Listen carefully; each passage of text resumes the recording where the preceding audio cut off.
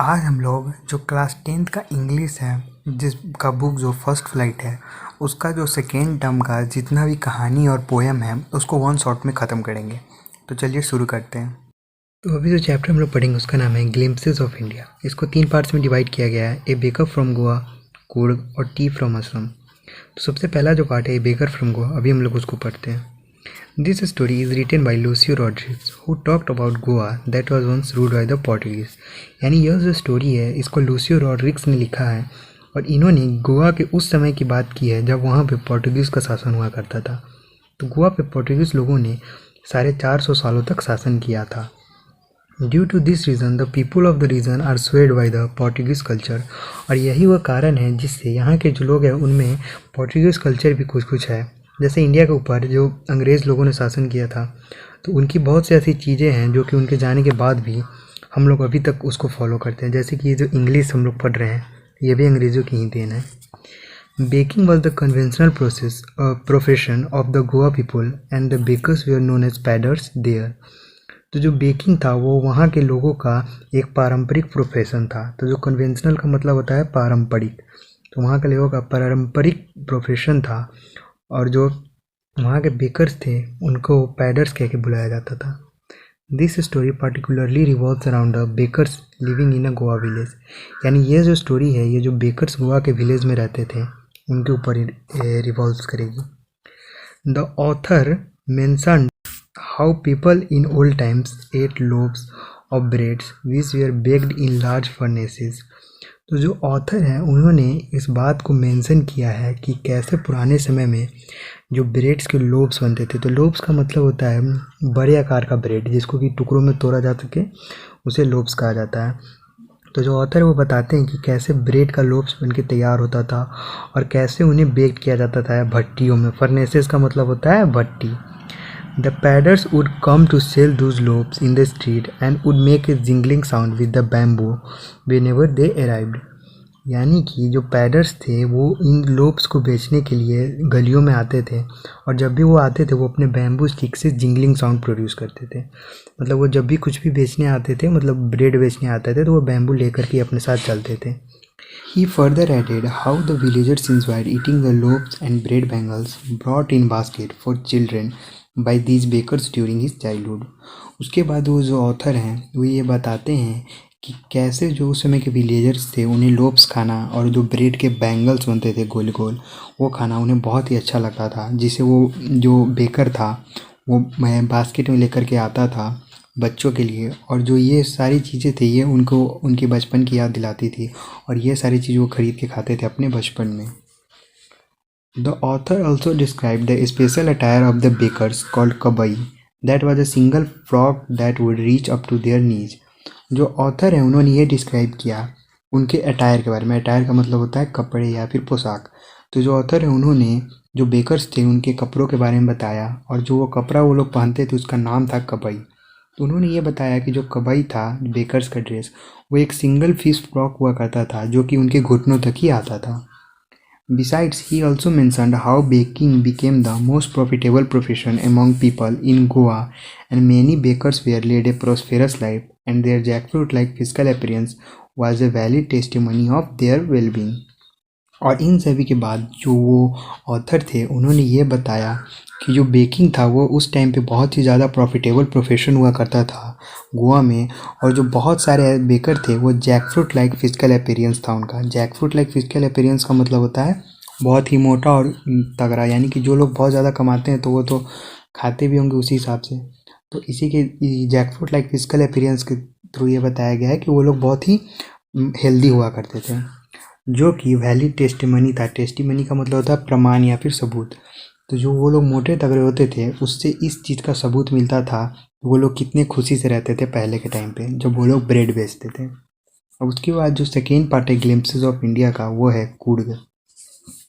Coorg is a story written by Lokesh Abrol. यानी जो कूर्ग ये स्टोरी है इसे लोकेश एब्रॉल ने लिखा है। He described Coorg as the smallest district of Karnataka. उन्होंने कूर्ग को कर्नाटका के सबसे स्मॉलेस्ट डिस्ट्रिक्ट के तौर पे दर्शाया है।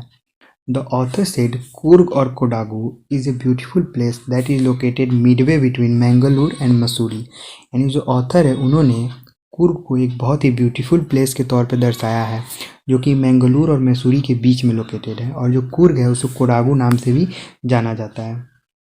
The heavenly city has evergreen forest, spices and coffee plantation, and many tourists throng to this destination during September to March every year।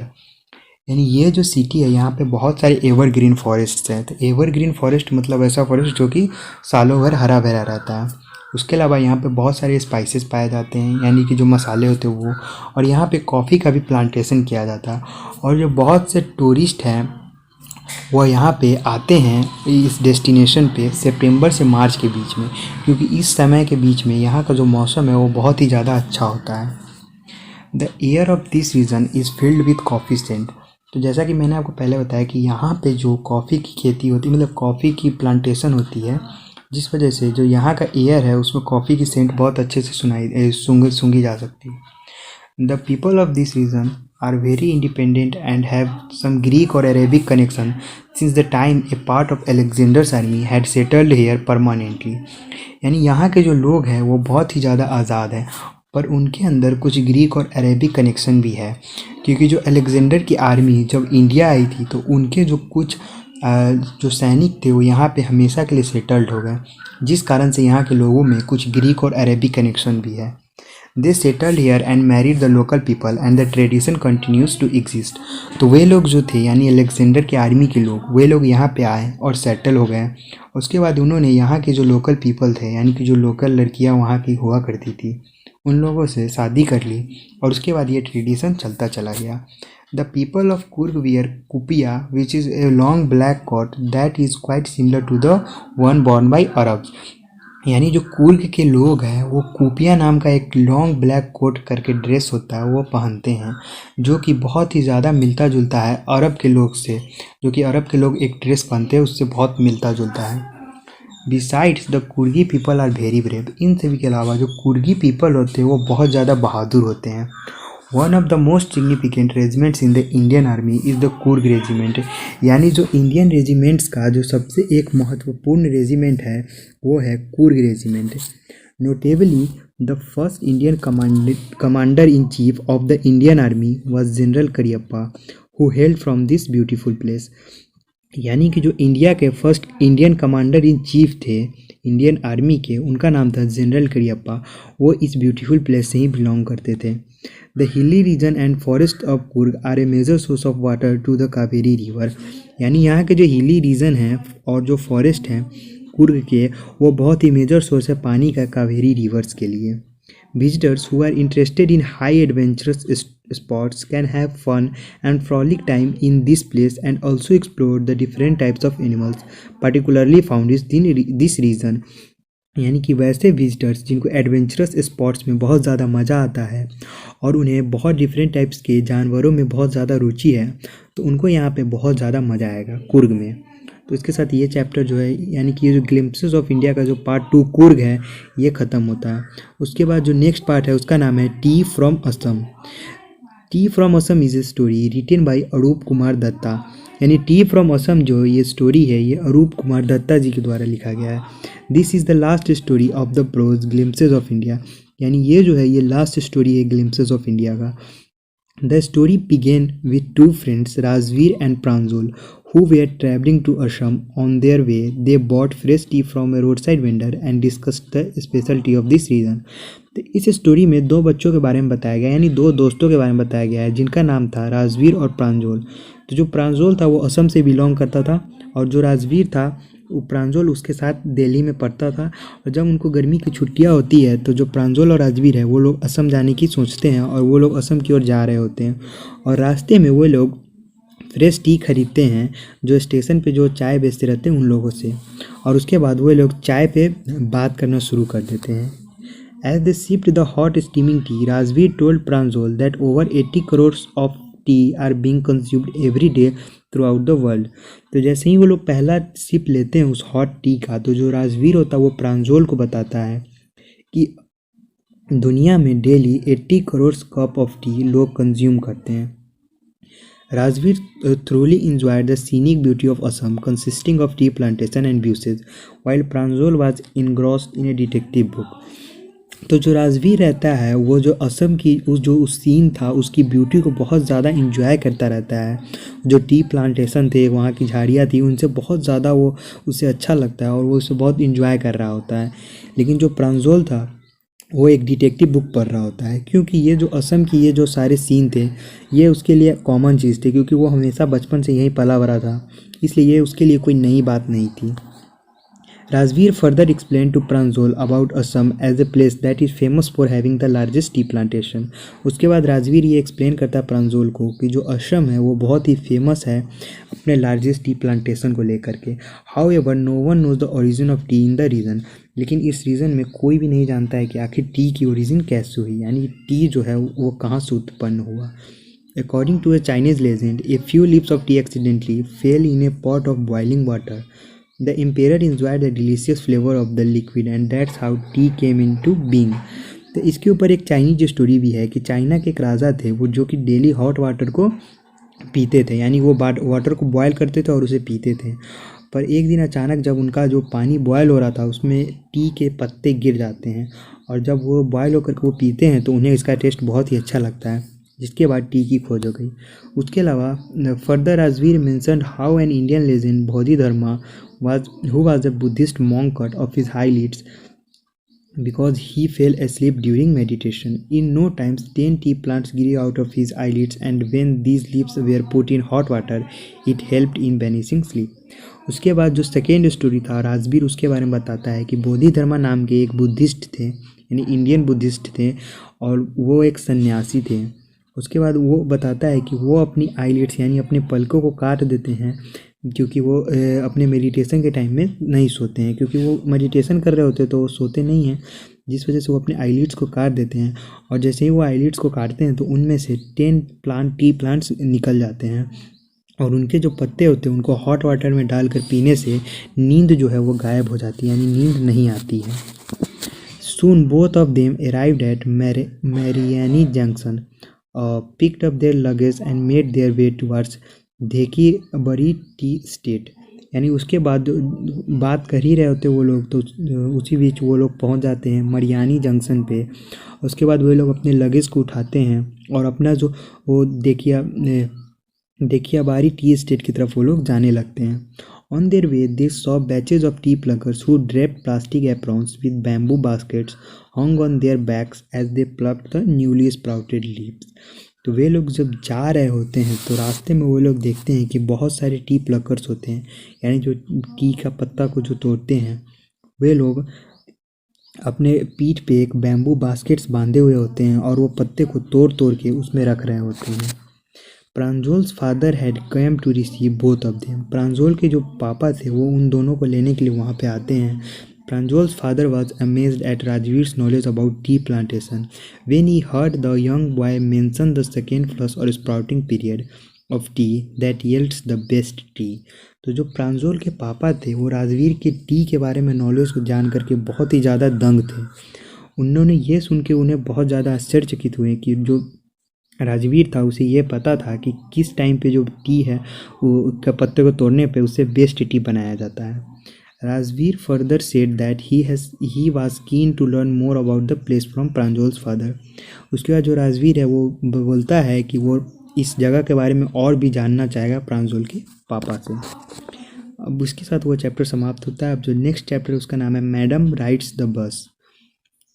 This is a sensitive story of a Tamil girl Valliammai और Valli who is only 8 years old। यानी ये जो story है ये एक Tamil girl की है जिसका नाम है वल्ली, जो कि सिर्फ 8 साल की है। She was curious to know about the outside world, यानी वो बाहरी दुनिया के बारे में जानने के लिए बहुत ज़्यादा उत्सुक थी। Also she did not have friends to play, और उसके पास खेलने के लिए दोस्त भी नहीं थे क्योंकि उसके कोई दोस्त नहीं था और वो हर हमेशा घर में रहती थी, जिस वजह से वो बाहरी दुनिया के बारे में जानने के लिए बहुत उत्सुक थी। सो सी keeps standing inside the doorway of her residence and watch people in the street। इसलिए वो टाइम पास करने के लिए अपने जो गेट था उसका दरवाज़ा उस पर खड़ी हो जाती थी और जो बाहर गली में लोग चल रहे होते थे उनको देखती थी। This was her favourite pass time. How ever see was always mesmerized by the bus journey. ये जो काम था ये उसका फेवरेट पास टाइम था, यानी टाइम पास करने का फेवरेट तरीका था। और लेकिन जब भी वो बस को जाते हुए देखती थी तो वो बहुत ज़्यादा खुश हो जाती थी। देयर ट्रेवल ए बस between her village and the closest city, यानी उसके विलेज से जो क्लोजेस्ट सिटी था वहाँ तक एक बस चलती थी। She started collecting information about the timings of the bus from her neighbours. तो वो जो बस थी उसको देख करके वो बहुत खुश होती थी, जिस वजह से उसने उस बस के बारे में इंफॉर्मेशन कलेक्ट करना शुरू कर दिया अपने पड़ोसियों से। The bus travels to the town near her village which was approximately 6 miles from her village, यानी कि जो वो बस थी वो उसके विलेज से जो नियरली टाउन था वहाँ तक ट्रैवल करती थी, जो कि उसके विलेज से 6 माइल दूर थी। द फेयर वॉज 30 पैसा for one way, so Wali started saving money for the बस फेयर, यानी जो बस था उसकी एक तरफ से जाने का जो किराया था वो 30 पैसा था, इसलिए जो वली थी वो पैसे बचाना शुरू कर देती है बस के लिए। She planned to travel the afternoon when her mother was having her nap. तो उसकी जो मम्मी थी वो डेली दोपहर को सोती थी, इसलिए उसी हिसाब से वो प्लान करती है कि जब उसकी माँ सो रही होगी दोपहर में तो वो जल्दी से बस से जाएगी और फिर वापस उस बस से चली आएगी, जिससे कि उसकी मम्मी को पता न चल सके। Valli was standing on the road side waiting for the bus. तो वल्ली थी वो रोड के साइड में खड़ी होती है, बस का इंतज़ार कर रही होती है। As the bus came she told the conductor she wants to go to town. जैसे ही वो बस आता है तो वो कंडक्टर को बोलती है कि मुझे टाउन तक जाना है। The conductor was a jovial person, he called her madam and showed her the seat. तो जो कंडक्टर था वो बहुत ही अच्छा व्यक्ति था और उसने उसको मैडम कह के पुकारा वल्ली को, और उसे उसकी सीट को दिखा दिया, मतलब बता दिया उसे कि वो तुम्हारी सीट रही। The bus was new and painted in green and white colour stripes. The bus was comfortable and seats were luxurious, यानी जो बस था वो बहुत न्यू था और उसे उसकी जो सीट्स थे और वो जो बस था वो बहुत ही कलरफुल था, ग्रीन और वाइट कलर के स्ट्राइप्स उसमें बने हुए थे, और जो बस था वो बहुत ही ज़्यादा कंफर्टेबल था और उसके सीट्स बहुत ही अच्छे थे। On her journey she enjoyed watching mountains, green fields and palm trees grasslands. जब वो जा रही होती है तो वो रास्ते में माउंटेन्स को देखकर, ग्रीन फील्ड्स को देखकर और पाम ट्रीज़ को देखकर भी बहुत ज़्यादा खुश हो जाती है। She was experiencing it all for the first time by her own eyes. वो इन सभी चीज़ों को पहली बार अपनी आंखों से देख रही होती है, क्योंकि वो घर से बाहर नहीं निकलती है, तो वो बाहर की दुनिया में पहली बार गई होती है, इसलिए वो इन सभी चीज़ों को पहली बार अपनी आंखों से देख रही होती है। On her way to the town she saw a young cow that came in front of the bus while crossing the road.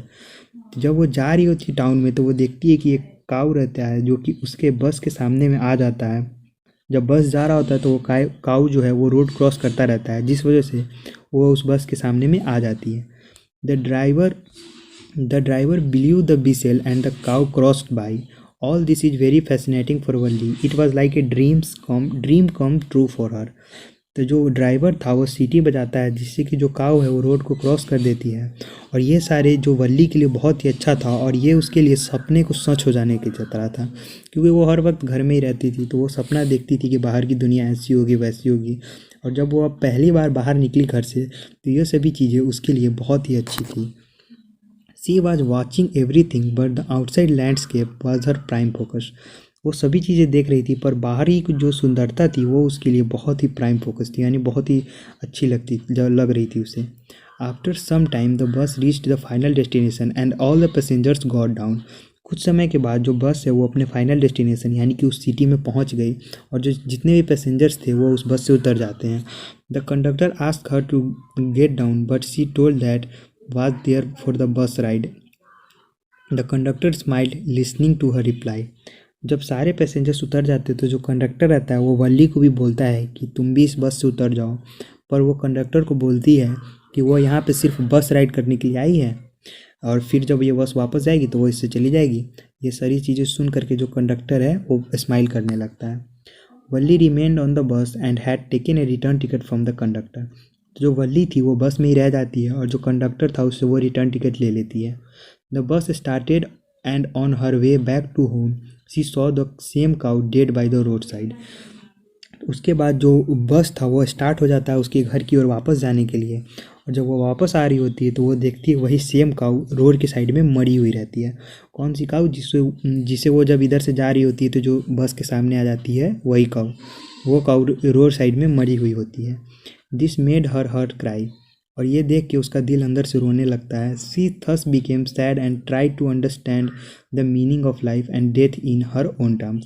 और ये सभी देख करके वो बहुत ज़्यादा उदास हो जाती है और जो जीवन और मृत्यु की जो चीज़ें होती है उसको लेकर के, उसके मीनिंग को लेकर के वह अपने मन में ही सोचने लगती है। She came she came back home but did not share a word about the journey with her family. वो वापस घर आ जाती है पर वो अपने फैमिली में किसी को भी अपने जर्नी के बारे में नहीं बताती है। तो इसी के साथ ये जो चैप्टर है ये भी ख़त्म हो जाता है।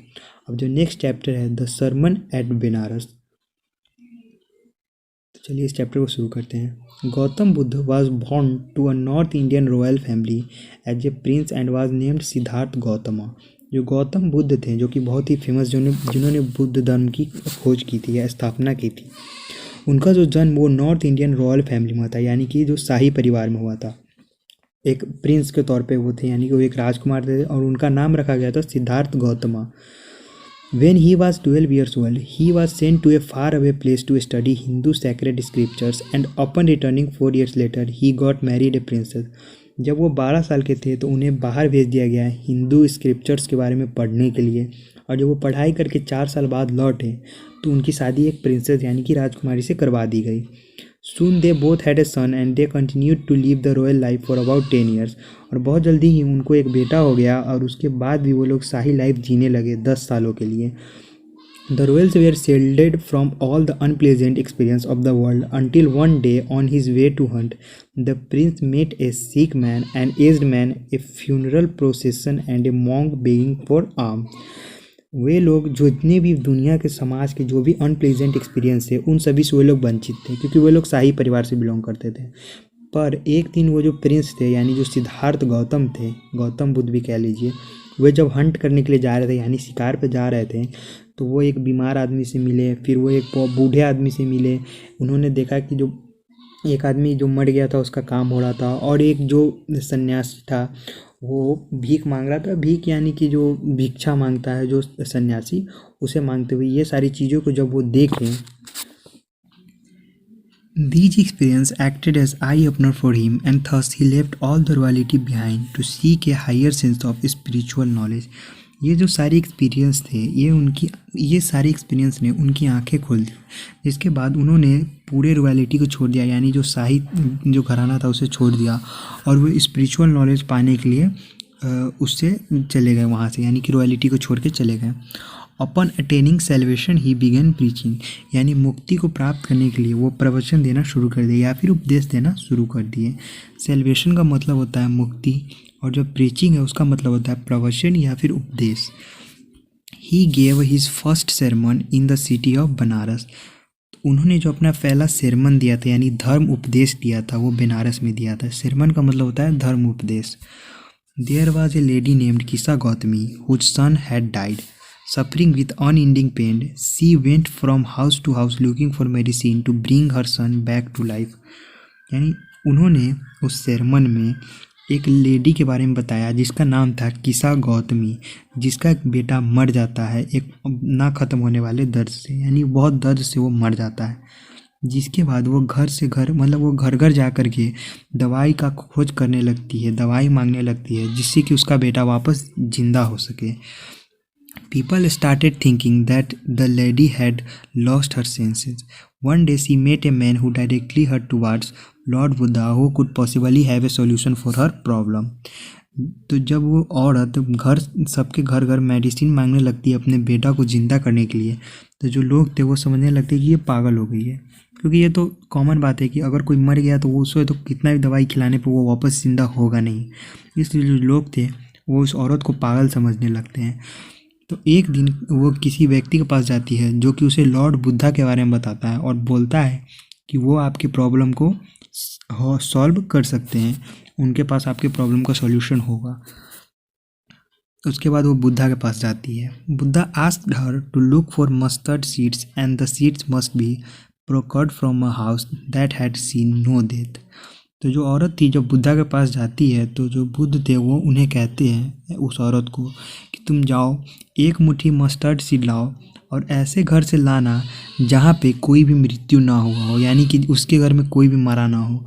Reinstated with hope, Kisha Gautami once again went on a search from house to house, but to her dismay, she could not find mustard seeds from a house that would fulfill बुद्धा's condition. तो बुद्धा की बात सुनकर वो बहुत ज़्यादा खुश हो जाती है। उसके बाद वो फिर घर घर जा कर के उसकी तलाश करने लगती है मस्टर्ड सीड्स की। पर जब वो घर घर तलाश करती है उसके बावजूद भी उसे कोई भी एक ऐसा घर नहीं मिलता है जहाँ पे कोई भी मृत्यु ना हुआ हो। Disheartened, she sat at the edge of the road, thus realizing how selfish she had been. She became conscious to the fact that men were mortal and no one could escape the cycle of life. तो जब उसे कुछ भी नहीं मिलता है तो वो उदास होकर के रोड के किनारे पे बैठ जाती है और सोचने लगती है कि कोई भी ऐसा आदमी नहीं है जो कि हर वक्त जिंदा रह सके और मृत्यु के साइकिल से बच सके। This was exactly what Buddha wanted her to understand. और यही वो चीज़ था जो बुद्धा चाहते थे कि वो औरत जो है वो समझे। According to Lord Buddha, feelings of grief and sorrow only increase man's pain and suffering, thus deteriorating his health. Buddha के अकॉर्डिंग जो दुख और शोक था यानी कि ग्रीफ और सोरो वो सिर्फ आदमी का दर्द बढ़ा सकते हैं और उनके हेल्थ को बिगाड़ सकते हैं, उसके अलावा और कुछ नहीं कर सकते हैं। Therefore, a wise person fully aware about nature's functioning must not grieve at something bound to happen, and only then he can be happy and blessed. तो इसीलिए जो बुद्ध थे उनका ये मानना था कि जो एक समझदार व्यक्ति होता है वो नेचर्स के फंक्शनिंग के बारे में जानता हो, यानी कि नेचर कैसे काम करता है, और अगर नेचर के जो काम करने के दौरान अगर कुछ हो जाता है तो वो उस चीज़ का वो शौक मना करके उसी में नहीं घिरा रहना चाहिए, तभी वो एक हैप्पी और ब्लेस्ड इंसान कहलाएगा। अब जो नेक्स्ट चैप्टर है उसका नाम है the proposal. The chapter The Proposal is a comedy drama that is based on the tendency of two wealthy families who seek ties with each other to increase their estates of encouraging marriage that would improve their wealth। यानी ये जो chapter है ये the proposal ये एक comedy drama है जो कि बेस्ड है दो वेल्दी फैमिलीज के बीच में, यानी दो धनी फैमिलीज के बीच में, जो लोग वो लोग एक दूसरे से शादी के बंधन के थ्रू बंधना चाहते हैं और अपनी धन को बढ़ाना चाहते हैं। The play begin with Ivan Lomov who visited Stephen Chubukov a wealthy neighbour of Lomov. यानी ये जो प्ले है ये शुरुआत होता है लोमोव से, जो कि अपने ही पड़ोसी के यहाँ जाता है, स्टीफन के यहाँ, जो कि एक बहुत ही धनी व्यक्ति रहता है और वो लोमोव का नेबर रहता है।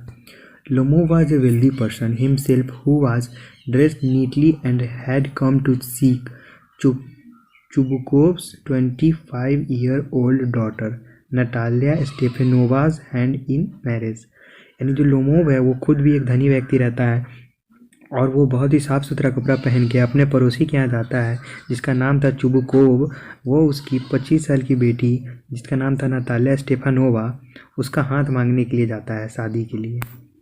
Initially, Chubukov was curious about Lomov's sudden visit and assumed that the young man had come to ask for money, which he might not return।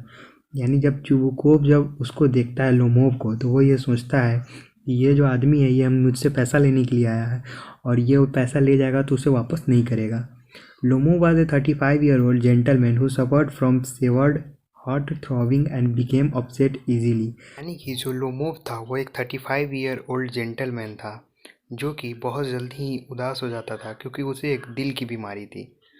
He thought that Natalia was an excellent house keeper, A well educated and average looking women who would be an ideal partner to marry. However, when Chubukov heard about the proposal, he was glad and embraced Lomov. He immediately rushed inside to call his daughter Natalia। यानी कि जो Natalia थी वो एक बहुत ही अच्छी house keeper थी, उसके अलावा वो देखने में भी बहुत अच्छी थी और एक वेल एजुकेटेड थी, जिस वजह से जो लोमोव था वो उसे बहुत अच्छा पार्टनर मानता था।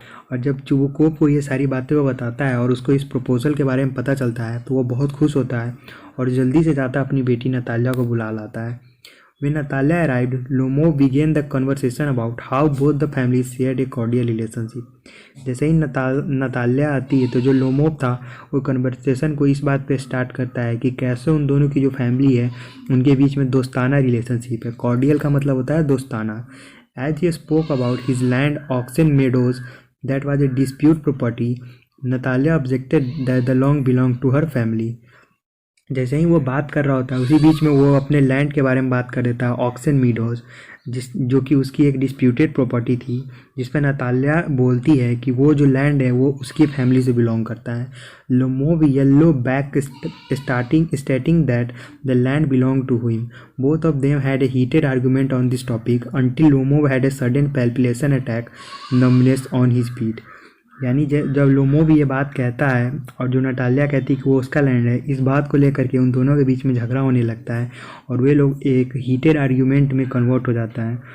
और ये तब तक चलता रहता है जिस समय लोमोव को अचानक से उसकी धड़कन पे उसको अटैक आ जाता है, यानी उसे दिल का दौरा पड़ जाता है, जिससे कि वह थोड़ी देर के लिए उसकी जो पैर थी वो सुन्न हो जाती है।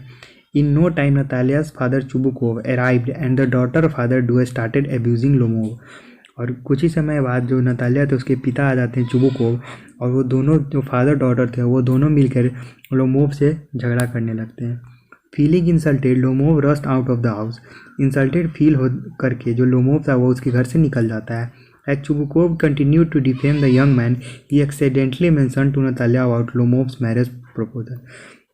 जब वे तीनों लड़ रहे होते हैं उसी बीच में लोमोव ये था चुबुकोव, नतालिया का पिता, वो बातों बातों में ही ये कह देता है कि जो लोमोव था वो तुम्हारा मैरिज प्रपोजल लेके आया था। Hearing this Natalia immediately regretted insulting Lomov and ask her father to bring him back. और ये सारी चीज़ जानकर जो नतालिया थी उसे बहुत ही रिग्रेट होता है उसे इंसल्ट करके, और जिससे वो अपने फादर को बोलती है कि लोमोव को वापस बुला के ले आइए। Chubukov rushed out of the house immediately to call Lomov. Chubukov था वो अपने घर से जल्दी बाहर निकलता है लोमोव को बुलाने के लिए।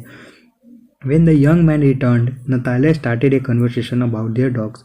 और जब लोमोव आता है तो नतालिया और जो लोमोव थे वो वापस से कन्वर्सेशन स्टार्ट करते हैं, और जो नतालिया है वो डॉग्स के बारे में कन्वर्सेशन स्टार्ट करती है।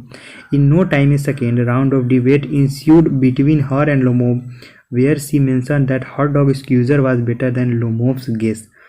और जब जैसे ही वो लोग ये बात शुरू करते हैं कुछ ही समय बाद उन दोनों में फिर से डिबेट होने लगता है कि जो नतालिया का डॉग स्क्यूजर है वो लोमोव की डॉग गेस से बेटर है।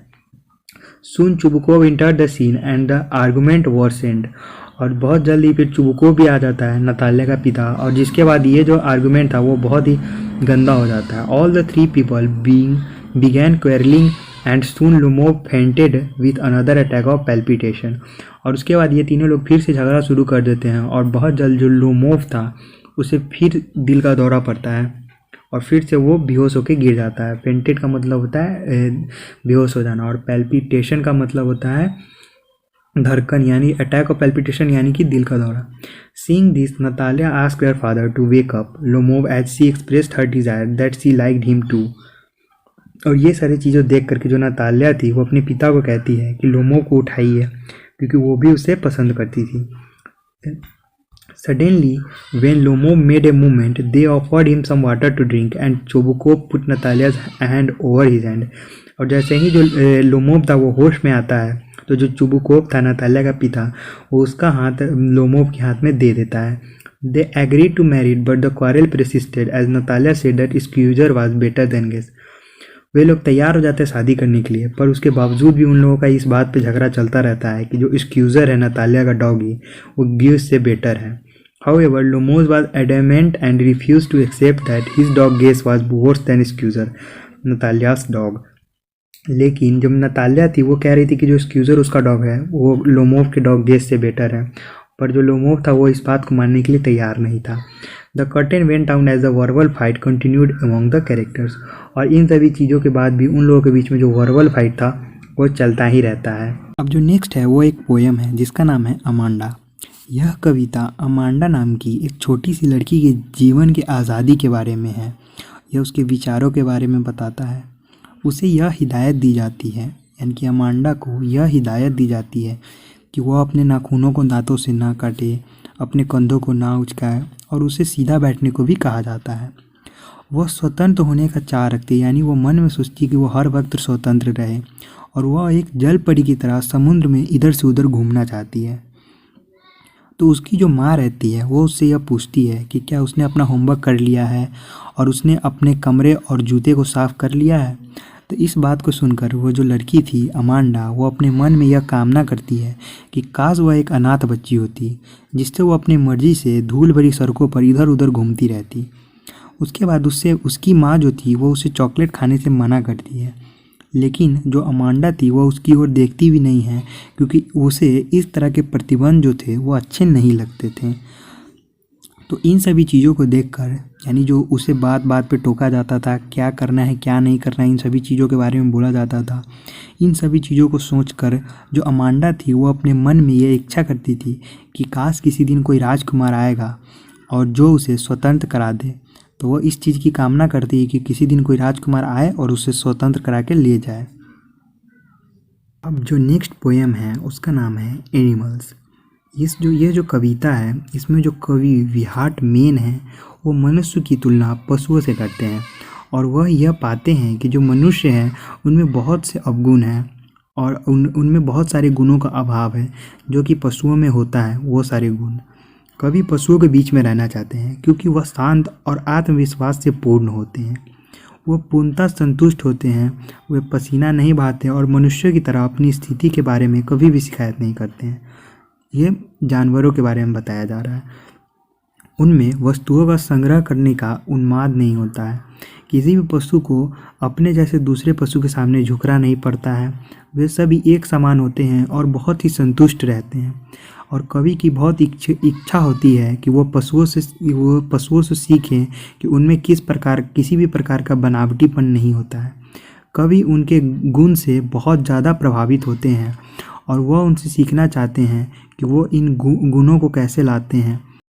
जो अगला कविता है उसका नाम है the tale of Custard the dragon, और इस कविता को ऑगडेन नास ने लिखा है। यह एक हास्य कविता है। इसमें एक बेलिंडा नाम की एक लड़की रहती है जो कि अपने 4 पालतू जानवरों के साथ रहती है।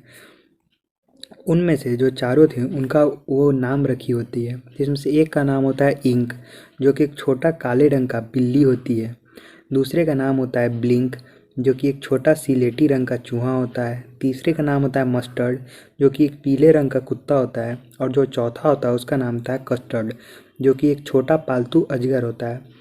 तो जो इंक, ब्लिंक और मस्टर्ड थे, यानी कि जो बिल्ली का बच्चा था और जो चूहा था और जो कुत्ता था, वे हर हमेशा अपनी बहादुरी के बारे में बात करते रहते थे। और जो कस्टर्ड था वह उसकी कायरता के लिए हमेशा उसका मजाक उड़ाते थे। एक दिन एक डाकू बेलिंडा के घर में घुस जाता है और डाकुओं के दोनों हाथ में पिस्तौल होता है, और वो पिस्तौल को देख करके जो इंक, ब्लिंक और मस्टर्ड थे वो डर कर भाग जाते हैं और छुप जाते हैं। लेकिन जो कस्टर्ड था वो बहुत ही बहादुरी के साथ डाकुओं का सामना करता है और उसे मार देता है। बेलिंडा कस्टर्ड की बहादुरी से बहुत अधिक खुश हो जाती है और उसे गले लगा लेती है, और जो दूसरे जानवर थे वो खुशी के मारे डांस करने लगते हैं। पर कुछ समय बाद जो वो जानवर थे वो फिर से बेलिंडा के सामने अपनी तारीफ करने लगते हैं, अपनी बहादुरी के बारे में बढ़ा चढ़ा कर बताने लगते हैं, और उनकी बातों में बेलिंडा जो है वो उनकी बातों में आ जाती है और अपना सारा प्यार फिर से जो इंक, ब्लिंक और मस्टर्ड है उनको देने लगती है। जिसके बाद वो कस्टर्ड को एक सुंदर सुरक्षित पिंजरे में छोड़ देती है। तो इसी के साथ ये जो पोयम है और ये समाप्त होता है। और इसी के साथ ये जो फर्स्ट फ्लाइट का टर्म 2 का जो ये वीडियो है, जिसमें कि सारे स्टोरीज़ और सारे पोएम्स को कवर किया गया है, ये समाप्त होता है। तो अगर आपकी इस वीडियो से थोड़ी सी भी हेल्प हुई हो तो प्लीज़ इस वीडियो को लाइक करें और चैनल को सब्सक्राइब ज़रूर करें। Thank you.